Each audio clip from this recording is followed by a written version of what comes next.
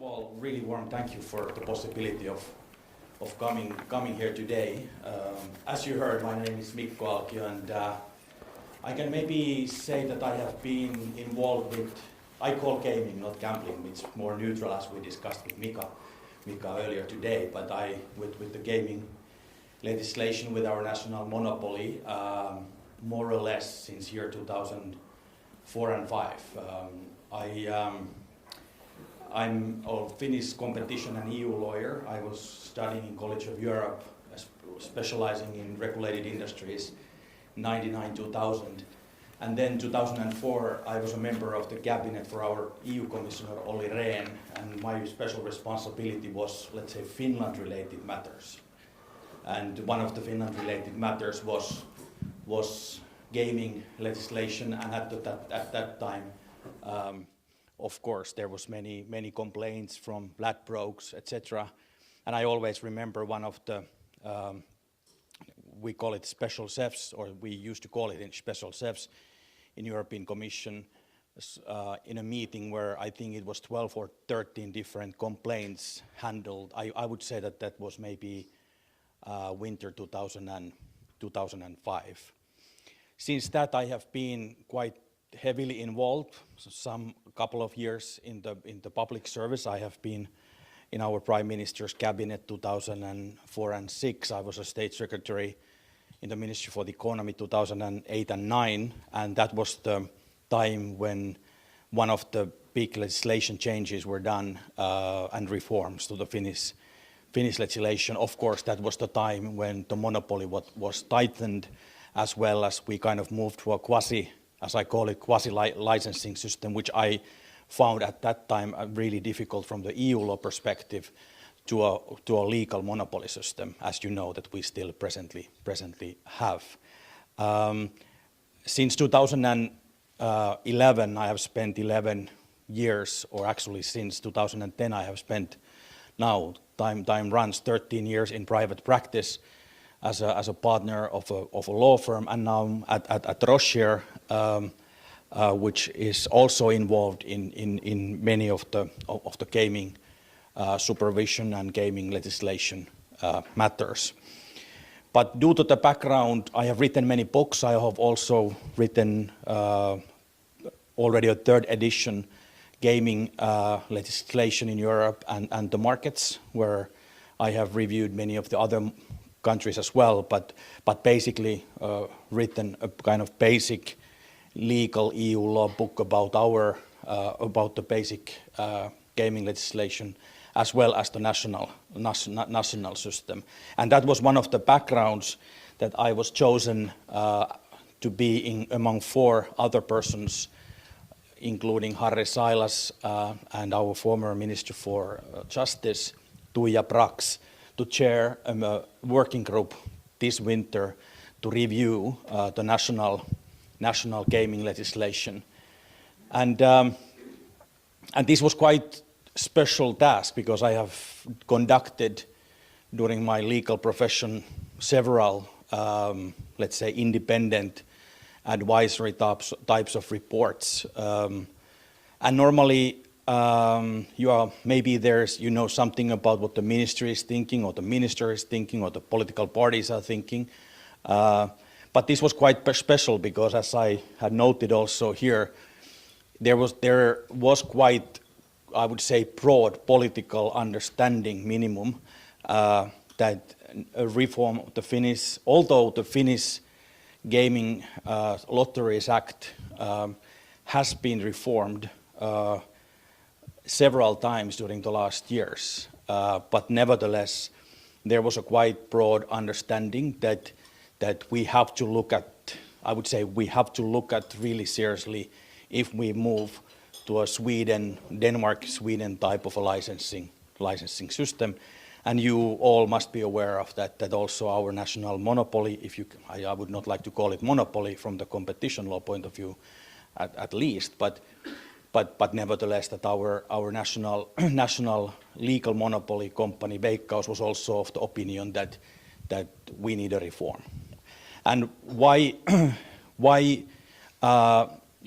many of the political parties, decision policymakers, also have felt that way is the fact that, and we did not know the figure. When we started the work in January, there was a lot of discussion, Mika can tell you more about it, a lot of discussion that what is the amount of money played or lost, as I sometimes nastily call it, abroad.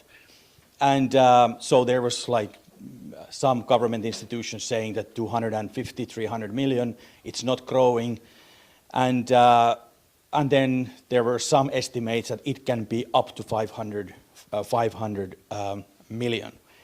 So that was the starting point, basically, to understand exactly, like as I call it, kind of like when you start conducting a study like this, you try to define as well as possible the kind of war room situation, that what are the facts, what is the status of the market. And that was our clear starting point when we started the report.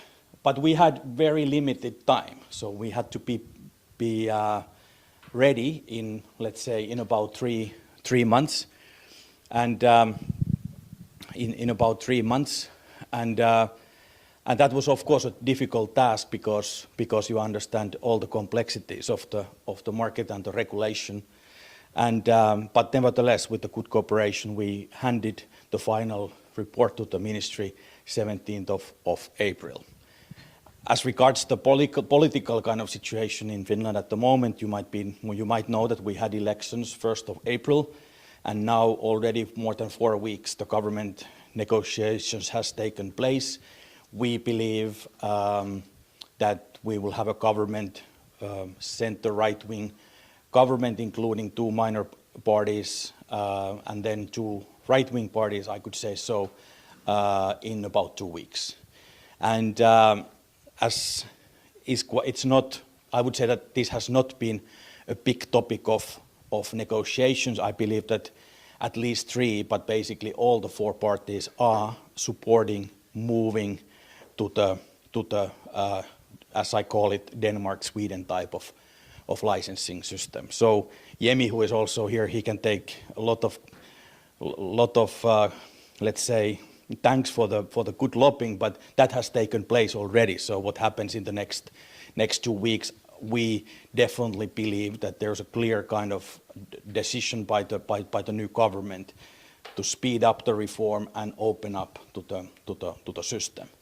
In my presentation in the next 20-25 minutes, I tried to explain you a little bit what were the grounds, what has been the change in Finland, and also some of the elements what we considered in the working group, but I save you from many of the details. So the report is much more detailed, 65 pages. It was unanimous, which of course is one matter, but I'm quite happy about it, that it paved the way for a possible kind of reform without any delay.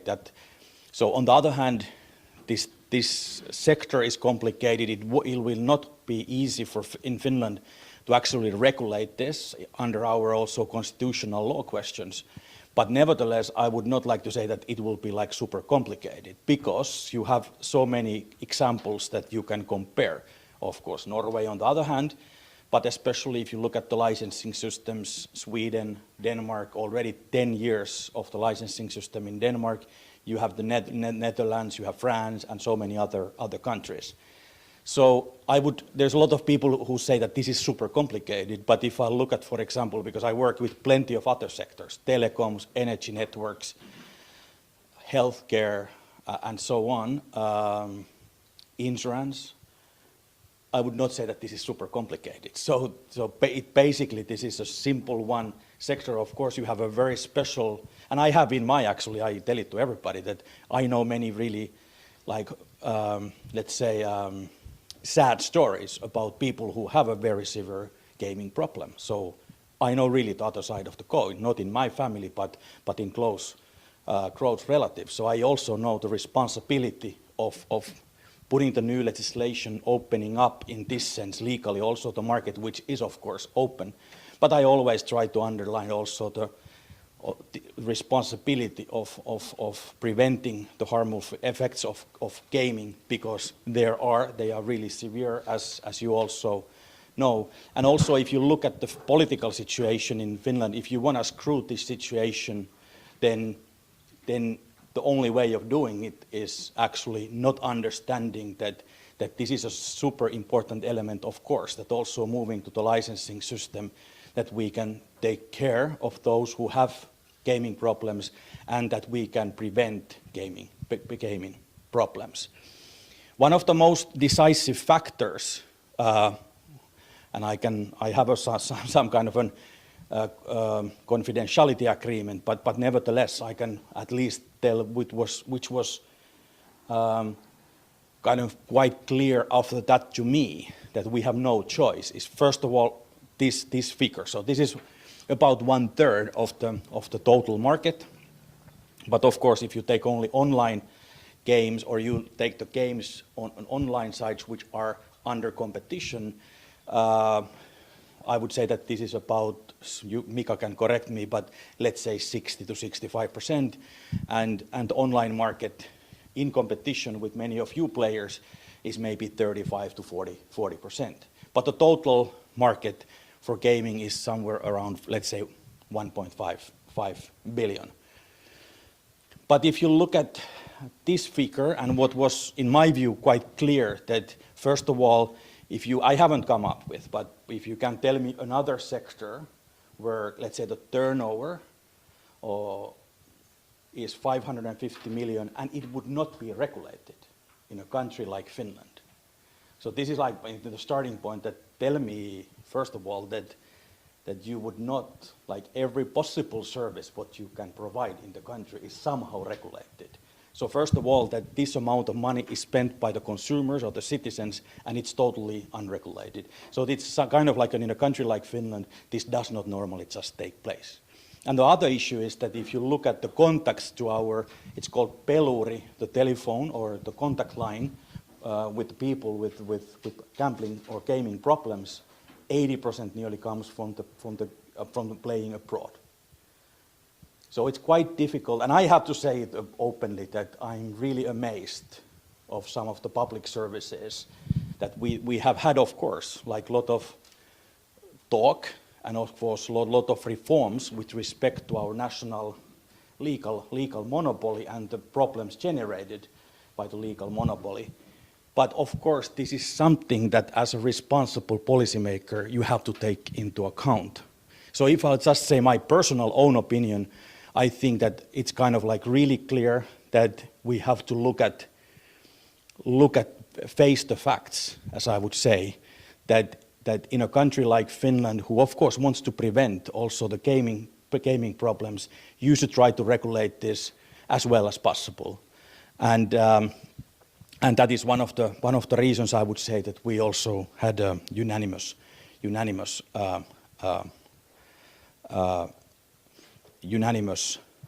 report. The number of there's of course a lot. I am a competition lawyer by my profession, and I work, I can nearly say daily, with competition economists and with the empirical data. And of course, if you look at this market and this data, I think we were able to come up with quite fine, let's say, facts or details or information of the market, because we work together with the Finnish Competition and Consumer Authority, and they of course have some possibilities to actually ask information from the different market participants and try to understand the data. They actually did quite important work also with some of the health officials who had our health agency, DHL, who had, and they kind of did reviews which were the methods in many of the national studies conducted previously, and basically guaranteeing that the methods were correct and there are no significant mistakes in the data used at the moment on the basis of let's say, thinking of the reform, but also of the previous reforms. And actually, they found quite severe problems with the data, and that's why also I don't think that there's any more big discussion whether this number is correct or no. So this is, of course, this was, of course, important. I don't need to tell you anything about how the online is growing. You know it much better than I do. I could learn from your experiences, but now I try to tackle some of the key issues. So although the political sentiment was super clear, we were still given a task to evaluate different systems, and basically one can summarize it that either go Sweden and Denmark way or Norway way. And I have already today learned much more about the data also of Norway. I don't want to tackle it in any way because there was a lot of data which was quite difficult for us to understand that what is exactly the situation here. On the other hand, we are not decision makers. We just try to make a study of the possible options, and and what was our clear conclusion, that the status quo should not be on the table at all, because of the reasons you know really well. And then quite quickly, I would say, as was the starting point of many of the political parties as well, that the new reform, or after the reform, we should be able to channel the gaming or the playing much more to the regulated system.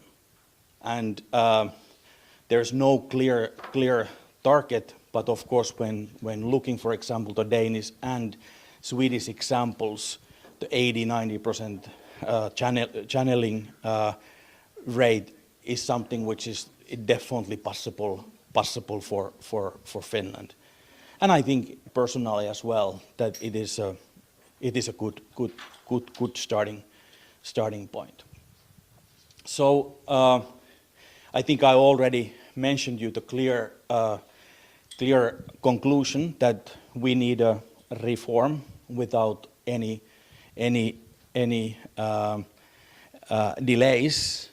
And I would say, if I look at this from the point of view of the society, that also we need a system to prevent, let's say, harmful effects of the present gaming system. Then something about the main ideas. You can read that from the report. It will be also, I think, published soon in Swedish and English. Basically, these slides, what I have here, are quite direct translations from the report, or from the summary we presented when we presented the report 17th of April, and these can be, of course, distributed as well for the participants. So I would say that the main thinking in the report is that, yeah, you should actually come up with a licensing system that you get to the channeling rate of, I would say, rather 90 than 80 something, that you would attract all possible service providers to the regulated system. So it should be at the same time attractive if you look at the licensing conditions or the requirements, but on the other hand also, of course, the tax levels. So those who want to come to the system, be part of the regulated system, pay the taxes to Finland, as well as take care of the harmful effects, especially the kind of individual care of the potential players having problems with gaming, then you should grant them a favorable conditions so that they want to enter the market. And then, so that is, and you can think about it, it's really easy to discuss it. It's really easy to have an opinion. But when you are drafting a kind of comprehensive report, which you hope that would be acceptable broadly by the society, and that there would be kind of not only a legal basis but kind of ethical basis also for the new system, it is not that easy. So this balancing has been, I understand, challenging, of course, in Denmark. The case of Sweden is its own, and we try to look at this balance really from the really responsible way. But definitely, if you look at our proposal, I don't know, of course, nothing what the future government, and it will definitely, I believe, form a task force to draft a new law and the preparatory acts, initiate an agency. I will tell you a little bit more about that in a few minutes. So I just can explain you a little bit like what was our thinking when although the time period was very short, but nevertheless sufficient on the basis of the examples from the neighboring countries. We also spent a couple of days in Sweden really examining. I think we had 8 interviews, including the different industry organizations, officials, and so on of the status. But nevertheless, I would say that I would be surprised if the future task force or the new legislation would not aim in having a high degree of channeling, and then on the other hand balance that. There's taxation is of course one of the issues, but then I understand that the requirements or conditions of the license are of importance. There's of course plenty of small details, but if I look at it from the industry point of view, or I look at it from the national point of view, I would try to actually come up with the proposal in a due course, not to wait 3-4 years more. I see it very detrimental from the consumer, from the point of view, but I also see, of course, as if you look at it from the government or the public sector point of view, you also have to understand that you look at it from your national legal monopoly point of view and so on. So the benefit of the country, I would still say that I would not wait because the market is changing nevertheless, or has changed already so much. And I think it's a clear kind of starting point that the prevention and the reduction of health, economic, social harm issues will be there present clearly in the Act also in the future. This is very much like you see in Denmark and Sweden, so I don't need to explain it that much more. But in principle, online casino and online betting services would be covered by the licensing system, and then the physical gaming in Finland, slot machines, physical casinos, and lotteries would remain in the legal monopoly. No limitation of number of licenses. This is all as you have. So we have really closely looked at how the law goes or is in Sweden and Denmark. And the most difficult one, which I won't tackle today that much in detail, that would need at least 2-3 hours to discuss, is definitely the regulation, the future regulation on marketing. Some people read the report that it's super restrictive. I would not say so. But there's a clear kind of focus on minors, and I actually fully agree all the information in this respect in the report. Also, as a father of 17, 20, and 23-year-old, so and knowing all the challenges. So, but nevertheless, I would not say that I don't believe that Finland is gonna implement a super restrictive gaming licensing system from the marketing point of view. But this is something which is one of the topics which I believe will be studied closely in the reform process. There's a lot of kind of tiny details mentioned in the report, but I believe that the good dialogue with the industry is super important for the lawmakers in the next step. And again, you must understand that all the possible players, it is the great kind of aim that all the possible players trying to provide services to the Finnish gamblers or gamers, that's the aim, that they would be in the regulated system. Impact on public finances, on the other hand, you can say that you need much more time to evaluate that in more detail. Although I do a lot of competition economics myself, not the empirical studies, but it's not very difficult to calculate that. For example, taking, let's say now it's 550 million, it will definitely grow, maybe 700-800 million, maybe online gaming will grow for several years, as it happened in Sweden. Then you take the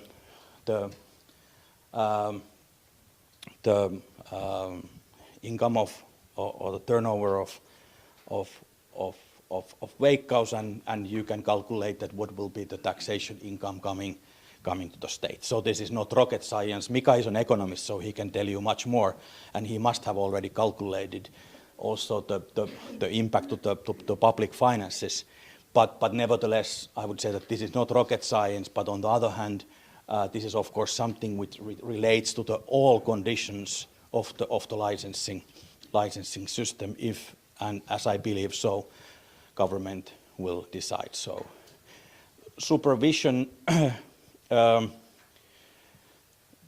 was a clear kind of conclusion when looking at the Danish example and Swedish example, that you need to have sufficient resources from the beginning. Also, I understand that many of the companies in Sweden had actually felt that there was no clear sufficient access, quick access to the supervisory authority, also before getting the license or before the licenses were granted. But I think that from the point of view of a good dialogue, and on the other hand, sufficient resources, I believe that they would be 5-6 times what we have now in a quasi-monopoly system. And I'm definitely in favor of a Swedish model, that we have this legislation. Now the responsible ministry is Minister for Interior, and then on the other hand, Polisstyrelsen, so under the police administration is then the supervision, and I don't think that it's the correct place. So I would definitely place the kind of legislative regulatory responsibilities to the Ministry of Finance, and then I would have the independent authority in not maybe in close collaboration, but under the same, not same umbrella, it's wrong to say, but let's say a little bit more in the financial sector related authorities. And I think this will be, of course, crucial from the point of view of well-functioning supervision, dialogue with the industry, markets, and I think we can look the different examples from the neighboring countries and come up with a really decent solution to the Finnish case as well. Final slide. Also, we of course looked at this from the competition neutrality, competition and state aid law point of view. That's my real profession, and written also a big book about state aid legislation, and I do a lot of public procurement, competition neutrality issues all the time. So this is, I think you can organize the existing legal monopoly in a way that you are not, you will not constitute a lot of like competition neutrality problems. So it's definitely doable from the EU law point of view, from the national law point of view, and you can still guarantee the well-functioning of the market. And then on the other hand, one should see this also as a development of the market, a little bit like if you have followed the discussion in the US Congress about the debt ceiling package, that some people say that you need to get everything at once. Many argue that the deal they voted yes yesterday was a fine because it was a step by step. And I also see this that I think there can be, the reform can be implemented in a way this is a direct quote actually from the report, that of course you would need in the future, like you have in Sweden, for example, kind of licensed vehicles, and then you would have still the kind of legal monopoly vehicles, and the relationship with the state must be organized on market terms. And this is definitely part of the kind of overall view as a state or as a reform, that there's a right balance in this way as well. But maybe I'll stop now. I see that I'm already over the 25-minute limit, but I unfortunately have to leave 1:30, but I'm not going to stay here for questions that long. Don't worry. But nevertheless, if you have any questions, I'm happy to take them. Thank you so much.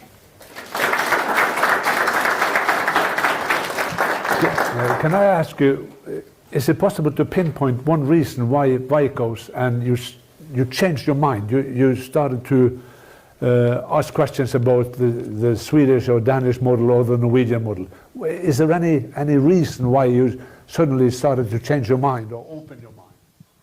Yeah. Was that a shock for Finnish people? No, there was a never-ending argumentation that whether it's 250 million or 500 million, whether this is growing or no. And then on the other hand, we have implemented several measures with respect to national identification limits, etc., for vehicles. So it was quite clear that, and what happened actually when the limits, for example, were introduced, this is what I believe, I don't have data, but I understand what happens, that as you have limits with vehicles, then people actually move to play abroad, which is supernatural. And then I have no idea, of course, whether this figure has been 500 million already, like 3 years ago. We know there's, of course, a lot of studies, kind of consumer type of studies, but you cannot fully rely on studies like that. But nevertheless, there's a feeling that this will slowly grow. My view was that it doesn't matter whether it's 400 or 500 million. It's anyways a massive amount of kind of money or services supplied unregulated. And you should not accept something like this in a civilized society. So that was my own opinion. But I think it was this number. And then, of course, that, as I said, 80% of the contacts to the chat service actually relate to the games played abroad. Are there any political parties or forces in Finland who want to use the Norwegian way, who wanted to try to stop this with the Norwegian method? I think there are a lot of independent politicians. I'm not sure, Mika, is there any party, maybe there's one Christian Democrats, but they are not traditional Christian Democrats. They are like one step more Christian.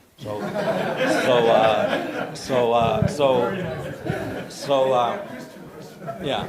But they don't have any influence. They are one of the four government parties now negotiating. But this is, I mean, I would say that in the parliament, of course, there's a lot of people who would choose. I mean, members of the parliament who would maybe go the Norwegian way. Yeah. And I'm not saying that there's nobody. Definitely no.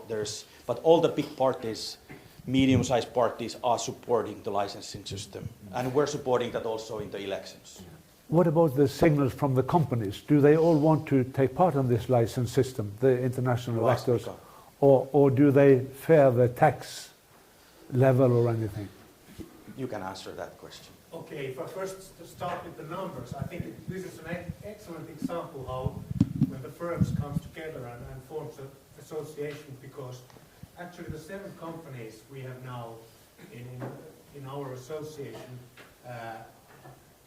provided the numbers, and we aggregate the numbers and provide it to the authorities and showed that their numbers are wrong.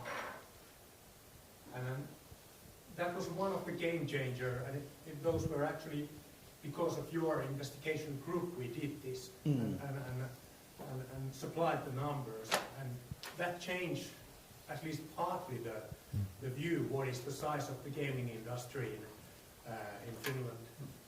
But then your question was...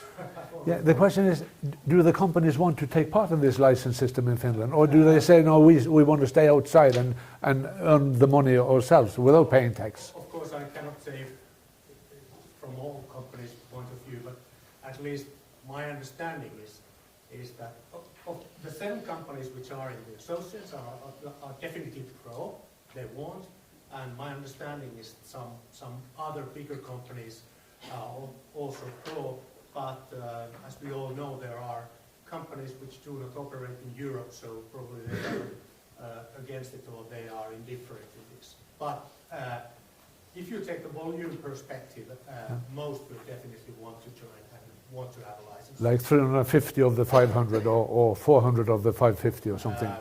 If you take this 500, definitely more than 400. Yeah, okay. Questions? Yeah. I mean, this is pure, I'm asking you to speculate probably, but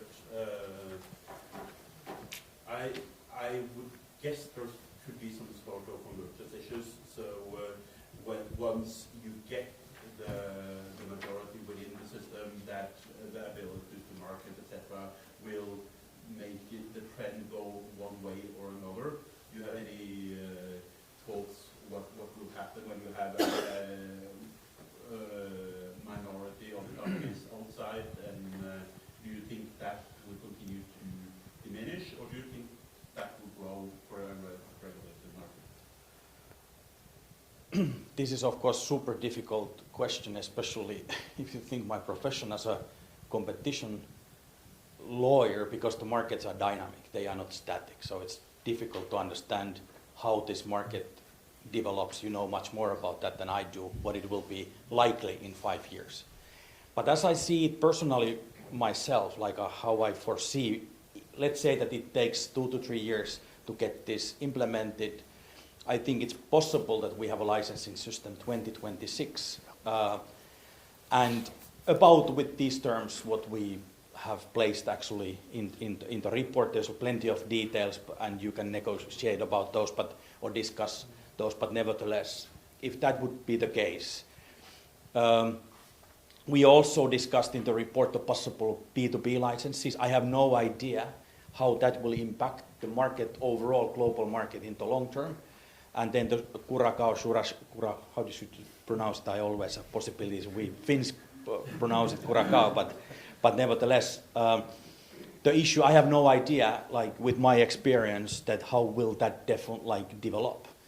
But what we proposed also in the report, we have a quite inflexible constitution in a sense that it guarantees the rights of the individuals but also the companies. And there needs to be always, and those paragraphs of study are super important to also to see that we always, if you restrict something like freedom to provide services, freedom to operate your business and so on, there needs to be a balance. So, and at the moment, as you know, unlike here in Norway, it's not illegal to play abroad. So, but we definitely would consider all the possible measures to actually restrict gaming, playing abroad, outside of the regulated system. Because we believe that this will be also important for the players who want to enter the system. So, and I would say that if I look at it from this dynamic competition and development of market point of view, this will be the most difficult. Because of course you don't want to end up in 2029 in a situation that you have put in place a new licensing regime like this, and then the system is still leaking out 20-30% of them. So definitely, and I on the other hand believe that with all the kind of measures in the side of supervision and digitalization, we actually it might be more difficult actually to play abroad in, let's say, in 6-7 years. But you know what is happening with artificial intelligence now and all the development. So I, as a competition lawyer, just say that it's super difficult to predict for example, the development of the technology and everything in the 5, 6, 7 years. So this is a very difficult, that is a good question, but I don't think that there's better answers. Sorry, I'm self-confident that my answer was good, but nevertheless, but this is difficult. I couldn't ask more. Okay, thank you. We take time for one more question here. So good morning, Peter Paul de Goeij, NOVA, Dutch Trade Organization, sister organization of MBO. I have 2 questions, but I'll try to wrap it in all into one. You said that that your study ends up at leaving the lottery monopoly intact. Especially from a competition lawyer, I'm wondering how the legal argumentation works around leaving that monopoly intact, especially since there are no legal arguments left to leave the lottery monopoly intact. And I also read that on advertising and marketing, you want it to be moderate. Also in Sweden they have this in the law, also in the Netherlands, and I was really happy to not hear you say that you have been looking at the Netherlands, because... We have. Okay, well, don't look too much to the Netherlands, because we are in quite a pickle at the moment because of advertising, because politicians were sick and tired of the advertising and complaining about it.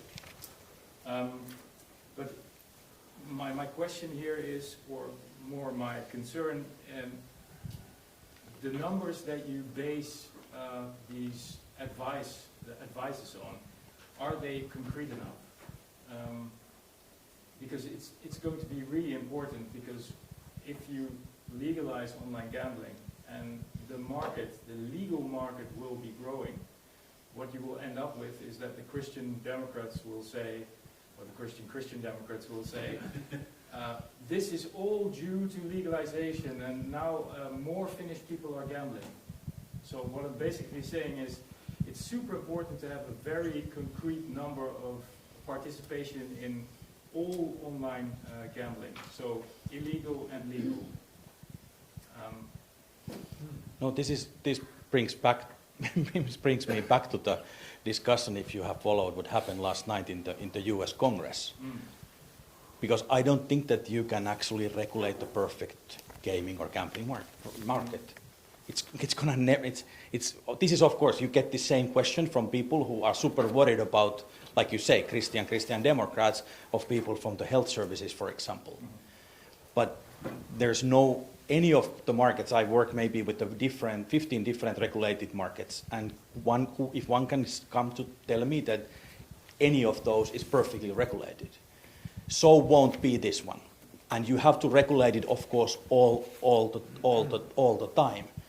And I think the big issue is the channeling rate, that you have to all the time balance between the harm or the increasing. Because, of course, I mean, I don't believe that fully when people say that if there's more gaming in absolute terms, there will be more harmful effects. So that's why I call it gaming, not gambling. Because I believe that you can find a balance. You will, of course, always have people who have problems, like they have with alcohol, they have with wheat, they have with whatever. I mean, bread, for example. I didn't mean wheat. So whatever. But nevertheless, so there will be always like a certain amount of people having problems with gambling, like there has been in the history. So I think I cannot answer in any better way, but that's why I also say that you don't need to actually fall into a cave where you conduct 10 different researches or studies all the time. Because take, for example, marketing. There are good examples or bad examples.